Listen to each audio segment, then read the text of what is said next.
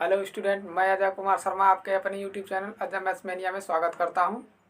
आप चैनल पर नए हैं और नए व्यूअर हैं तो आप वीडियो को अंत तक देखें। अगर वीडियो अंत तक देखने के बाद आपको पसंद आता है, टॉपिक अच्छे लगते हैं, समझ में आता है तो आप चैनल को सब्सक्राइब जरूर कर लें। आज हम इस भाग में फ्रैक्शन का समतुल्य फ्रैक्शन यानी कि इक्विवेलेंट फ्रैक्शन के बारे में पढ़ेंगे। फ्रैक्शन को चेंज करने के बारे में पढ़ेंगे, कैसे मिक्स को इम्प्रॉपर में, इम्प्रॉपर को मिक्स में कैसे चेंज करते हैं, फ्रैक्शन को कैसे सिंपलेस्ट फॉर्म में लिखते हैं, छोटा रूप में कैसे लिखते हैं, उसके बारे में पढ़ते हैं। सबसे पहले हम समतुल्य फ्रैक्शन के बारे में पढ़ेंगे। पहला टॉपिक हमारा होगा equivalent fraction. Equivalent fraction, equivalent fraction क्या होता है? इसको हिंदी में बोलते हैं समतुल्य भिन्न। समतुल्य भिन्न क्या होता है कि किसी भी भिन्न के बराबर कोई भिन्न, कोई दूसरी भिन्न जो है कि क्या कोई भिन्न, जो भी भिन्न दिया गया है उसके बराबर कोई दूसरी भिन्न हो रही है कि नहीं हो रही है, या उसी के बराबर कोई अन्य भिन्न लिख देना समतुल्य भिन्न कहलाता है। समतुल्य भिन्न लिखेंगे कैसे? जैसे मान लीजिए कि हमारे पास कोई भिन्न है 1/3 1/3 है, इसका समतुल्य फ्रैक्शन क्या होगा? तो समतुल्य फ्रैक्शन इसका बनाने के लिए 1/3 में क्या करें? सबसे पहले तो इससे 2 से हम मल्टीप्लाई कर रहे हैं, मतलब इसका एक एक मल्टीपल हम लिखते हुए जाएंगे। सबसे पहला मल्टीपल हम 2 लिखे हैं।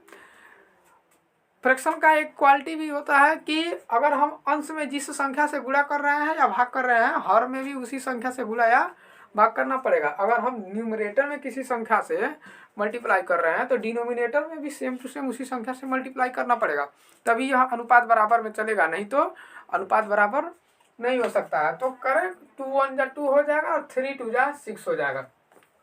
1/3 के समतुल्य यानी कि इक्विवेलेंट फ्रैक्शन 2/6 होगा। अगर अगला इसी तरह हम लिखना चाहें तो 1/3 में हम मल्टीप्लाई कर लें 3/3 का, तो हो जाएगा 3/9। तो अगला जो फ्रैक्शन होगा वो 3/9 होगा। 3/9 भी जो फ्रैक्शन है वो 1/3 के ही समतुल्य है, तो इसीलिए 3/9 जो है इक्विवेलेंट फ्रैक्शन है 1/3 का, या 1/3 जो है इक्विवेलेंट फ्रैक्शन है 3/9 का। कुछ भी हो सकता है। जैसे मान लीजिए हमने इसी 1/3 में क्या किया, हमने 12 से मल्टीप्लाई कर दिया, तो नीचे भी 12 से करना पड़ेगा, तो ये हो जाएगा 12 3 जा 36। 12/36 जो होगा ये भी एक इक्विवेलेंट फ्रैक्शन ही होगा। किसके बराबर होगा? 1/3 के बराबर होगा। अगर अगला एग्जाम्पल हम इसमें लें, कोई और संख्या हम ले रहे हैं, जैसे 2/5 हम ले लिए। 2/5 का इक्विवेलेंट फ्रैक्शन हमको लिखना है। तो 2/5 का अगर हम 5 से पहले तो 2 से ही किया जाए, इक्विवेलेंट फ्रैक्शन क्या क्या होगा? 2 से मल्टीप्लाई किया जाए तो ये हो जाएगा 4/10। 4/10 जो है वो 2/5 का इक्विवेलेंट फ्रैक्शन है। इसी तरह से 6/15 भी जो है वो 2/5 का इक्विवेलेंट फ्रैक्शन है, क्योंकि 2 में 3 से मल्टीप्लाई किया गया है। इस तरह से 2 में 3 से मल्टीप्लाई किया गया है तो 5 में भी 3 से मल्टीप्लाई होगा। इस तरह से 2 3 जा 6 और 5 3 जा 15, तो 6/15 भी है इक्विवेलेंट होगा 2/5 के। इस प्रकार से जो भिन्न चलता रहता है वो इक्विवेलेंट फ्रैक्शन के रूप में जाना जाता है। इक्विवेलेंट फ्रैक्शन में बस हमको इतना ही याद रखना है कि जितना हम जिस संख्या से अंश में मल्टीप्लाई करेंगे उसी संख्या से हर में भी मल्टीप्लाई करेंगे, ताकि अनुपात बराबर रहे, तभी इक्विवेलेंट बनेगा। कभी कभी क्या करता है कि बड़ी संख्या दे देता है। जैसे मान लीजिए कि कह देगा कि 20/25 जो है क्या 4/5 का इक्विवेलेंट फ्रैक्शन है। तो देखेंगे कि क्या 20/25 जो है 4/5 के बराबर आ रहा है कि नहीं। तो 5 से काटेंगे तो 5 4 जा 25, 5 जा 25, यानी 20/25 जो है 4/5, इसका कट के सिंपल फॉर्म आ गया 4/5। इसीलिए 4/5 जो है इक्विवेलेंट होगा 20/25 के, या फिर 20/25 जो होगा वो इक्विवेलेंट होगा 4/5 के। तो इक्विवेलेंट फ्रैक्शन किस तरह से लिखा जाएगा, किस तरह से बनाएंगे, चलिए कुछ एग्जाम्पल के थ्रू हम इसको बनाते हैं। जैसे हमारे पास कुछ एग्जाम्पल है।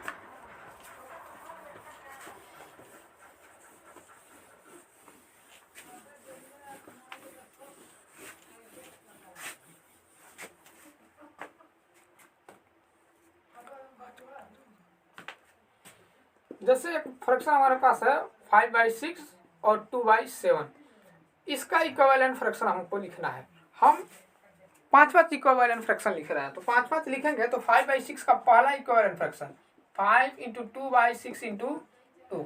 दूसरा इक्विवेलेंट फ्रैक्शन अगर लिखें तो 5 × 3/6 × 3। अगला 5 × 4/6 × 4, 5 × 5/6 × 5, तो 1 2 3 4। एक और लिख लें 5 × 6/6 × 6। अगर इसको सॉल्व करो तो 5 × 2 का मतलब 10/, आ गया 6 2 जा 12, 10/12 आ गया।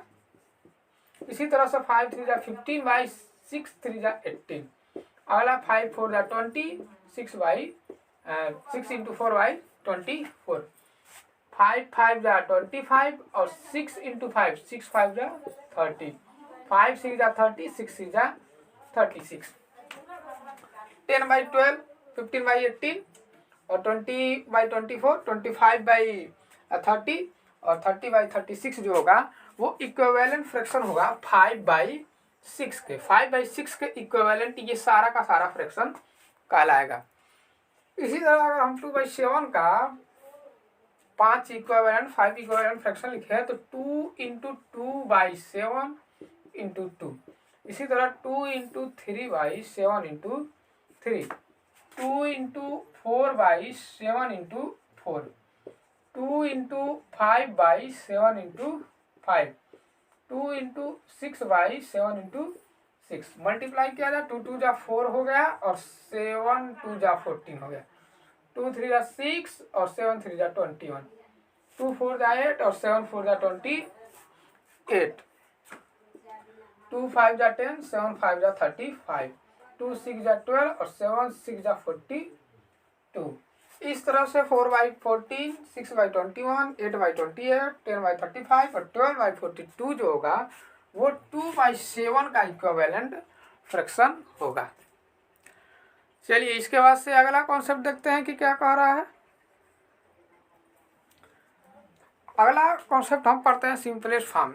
छोटा रूप क्या होता है?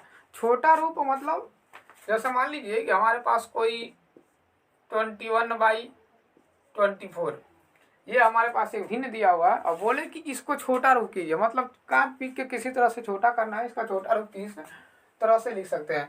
तो देखेंगे कि ये ऊपर न्यूमरेटर और नीचे डिनोमिनेटर कौन से टेबल में ये दोनों एक साथ आते हैं, कौन से टेबल में दोनों एक साथ आते हैं। तो हम देख रहे हैं कि 21 जो है 3 के टेबल में 3 7 जा 21 और 24 जो है 3 8 जा 24। 3 के टेबल में 21 7 टाइम में आता है और 3 के ही टेबल में 24 8 टाइम आता है। तो इसका जो सिंपलेस्ट फॉर्म होगा वो 7/8 होगा। 21/24 का जो सिंपलेस्ट फॉर्म होगा 7/8 होगा। अब यह इससे छोटा नहीं हो सकता है क्योंकि 7 को काटने वाला और 8 को काटने वाला कोई भी ऐसी संख्या नहीं है जो दोनों को एक साथ काटे। इसी तरह से अगर हम देखें 20/25 कैसे कटेगा, तो 5 से कटेगा, 5 से कटेगा 5 4 जा 20 और 5 से कटेगा 5 5 जा 20। इस तरह से इसका जो संक्षिप्त रूप आएगा वो 4/5 होगा। अगला संख्या हमारे पास दी हुई है जैसे 48/60, कोई संख्या हम ले लेते हैं 48/60। इसका सिंपलेस्ट फॉर्म करें 48/60 का तो कैसे होगा। ये आपका पहला हो गया था, ये दूसरा हमने कर लिया, ये सी वाला कर लेते हैं 48/60। तो 48 देख रहे हैं कि कौन से टेबल में 48 और 60 एक साथ आता है। तो यहाँ से 12 के टेबल में 12 4 जा 28 और 12 5 जा 60, यानी कि 4/5 इसका सिंपलेस्ट फॉर्म होगा क्योंकि 12 के टेबल में 48 4 बार में आता है और 12 के ही टेबल में 60 जो है 5 बार में आता है। इस तरह से इसका जो सिंपलेस्ट फॉर्म होगा वो 4/5 होगा। चलिए इसके बाद से अगला हम लेते हैं और करते हैं। जैसे एक और हमने ले लिया 40/72, एक नंबर हमारे पास एक फ्रैक्शन और आ गया 40/72। इसको कैसे करेंगे, तो 40 देखते हैं कि कौन से टेबल में 40 और 72 एक साथ आता है। तो 8 से देखा ना, 8 5 जा 40 और 8 9 जा 72, यानी कि 5/9 इसका सिंपल फॉर्म होगा। इसकी ज़रूरत हमको पड़ेगी क्योंकि जब बड़ी बड़ी संख्याओं को जब हम सिंपल करके सॉल्व करना चालू करते हैं तो इसी तरीके से हम करते हैं। अगर आपको नहीं समझ में आ रहा है कि कौन से टेबल में एक साथ आएगा तो आप छोटा छोटा भी करके काट सकते हैं। जैसे 40/70 जो 72 जो है हम काटेंगे तो सबसे पहले देख रहे हैं कि क्या है, सबसे छोटी संख्या 2 से दोनों कट रहा है, तो 2 से काटने के 2 का डिविजिबिलिटी का रूल लगाएंगे। इकाई के अंक पर यहाँ पर 0 है, यहाँ पर 2 है, तो कट जाएगा। 2 से कटेगा 220 जा और 2 से कटेगा 236 जा। अब 2036 फिर 2 से कटेगा तो 210 जा और 218 जा। अब 10/18 फिर कटेगा तो 2 से कटेगा 25 जा और 29 जा। इस तरह से फाइनली यहाँ भी 5/9 आएगा। लेकिन स्टेप कई है, 3 स्टेप में यह कटा है, लेकिन अगर आपका टेबल स्ट्रांग है तो आप एक ही स्टेप में इसको आसानी से काट सकते हैं। अब अगला टॉपिक हम पढ़ेंगे कि मिक्स फ्रैक्शन से इम्प्रॉपर फ्रैक्शन में और इम्प्रॉपर फ्रैक्शन से मिक्स फ्रैक्शन में कैसे हम चेंज करते हैं।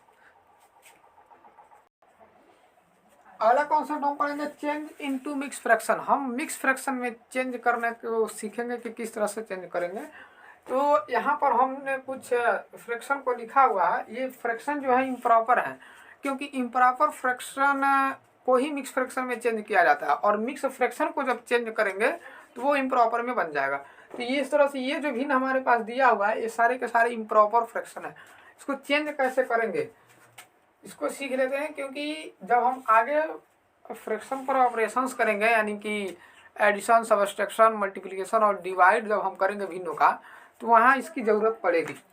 तो सबसे पहले 7/3 को हम चेंज करते हैं मिक्स में। 7/3 को चेंज करने के लिए क्या करेंगे, 7/3 का मतलब है कि 7 में हमको 3 से क्या करना है, डिवाइड करना, मतलब भाग करना है। 7 में 3 से डिवाइड करना है तो कितनी बार में जाएगा, 3 1 जा 3, 3 2 जा 6, 2 टाइम में 6 और 4, 3 टाइम में 3 3 जा 9 हो जाएगा, 7 से ज़्यादा हो जाएगा। 7 में से 6 घट जाएगा, यानी कि घटेगा तो एक रिमाइंडर बचेगा, 1 रिमाइंडर बचेगा। तो अब इसको चेंज कैसे करेंगे। अब ये मिक्स में चेंज हो गया। कैसे हो गया कि जो हमारा क्वोशिएंट होता है, यानी कि जो भागफल होता है, वो हमारा इस तरह से हेड पर आ जाता है, यानी कि एक पूर्ण संख्या बन जाती है। और जो हमारा रिमाइंडर होता है, यानी शेष जो होता है, वो आपका अंश बन जाता है, यानी कि न्यूमरेटर बन जाता है। और जिससे हम भाग किए रहते हैं, यानी कि जो हमारा डिवाइजर रहता है, वो जो है हमारा डिनोमिनेटर बन जाता है। तो डिनोमिनेटर हो जाएगा हमारा 3। तो 7/3 को जब हम चेंज करेंगे मिक्स में तो 2:1/3 होगा। फिर से देखते हैं कि कैसे हुआ है। 7/3 का मतलब है कि 7 में 3 से हमको डिवाइड करना है। तो 7 में 3 का डिवाइड करने के लिए 3 का टेबल पढ़ेंगे जो 7 से ज़्यादा ना हो। तो 3 2 जा 6 होता है, 3 3 जा 9 हो जाएगा, 3 टाइम में ज़्यादा हो जाएगा तो 3 2 जा 6। अब 7 में से 6 को हम जब हटाएंगे तो 1 बचेगा। तो जो हमारा क्वोशिएंट आया रहता है, यानी कि जो भाग का आंसर आया रहता है, वो एक पूर्ण संख्या होती है, तो वो हेड पर लिख दी जाती है, यानी कि 2:2 इसको बोलते हैं। और जो हमारा रिमाइंडर बचता है, यानी जो शेष बचता है, वो अंश के रूप में लिख दिया जाता है, यानी कि न्यूमरेटर के रूप में हम लिख देंगे। तो 1 हमारा यहाँ पर रिमाइंडर था, तो हमने न्यूमरेटर के रूप में 1 लिख दिया। और जिससे हम भाग करते हैं, जो हमारा डिवाइजर होता है, यानी जो हमारा न्यूमरेटर रहता है, वो एज वेल एज न्यूमरेटर लिख दिया जाता है। तो 2:1/3, यहाँ पर 3 न्यूमरेटर था तो डिनोमिनेटर था, तो यहाँ पर 3 डिनोमिनेटर लिख दिया गया। अगला 15/4 को चेंज कीजिए। तो 15/4 को जब चेंज करेंगे तो 15 में 4 से हमको क्या करना पड़ेगा, डिवाइड करना पड़ेगा। तो इसमें 15 में 4 का जब डिवाइड करेंगे तो हम ऐसा टेबल पढ़ेंगे, 4 का ऐसा टेबल पढ़ेंगे कि 15 से ज़्यादा ना हो। तो 4 1 जा 4, 4 2 जा 8, 4 3 जा 12, 4 4 जा 16। 4 टाइम में जो है यह 16 आ गया है, 4 टाइम में 16 आ गया है, तो यह ज़्यादा है, तो इसलिए 3 टाइम में जाएगा। तो 4 3 जा हो जाएगा 12, 15 में से 12 जाएगा तो 3 बचेगा,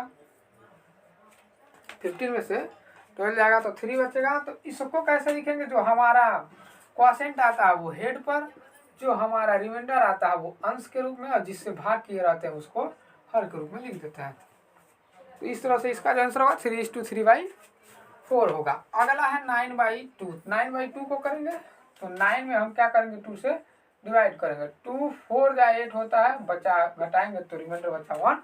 तो जो हमारा पूर्ण संख्या आया 4 आया, जो हमारा रिमाइंडर आया 1 आया, और जो हमारा डिवाइजर था यानी कि डिनोमिनेटर जो था वो 2 था। तो 4:1/2 इसको लिखेंगे। 45/7 को 45/7 को करेंगे तो ये होगा 45/7। डिवाइड करें तो 7 6 जा 42 होता है। 6 टाइम में 42 आ गया।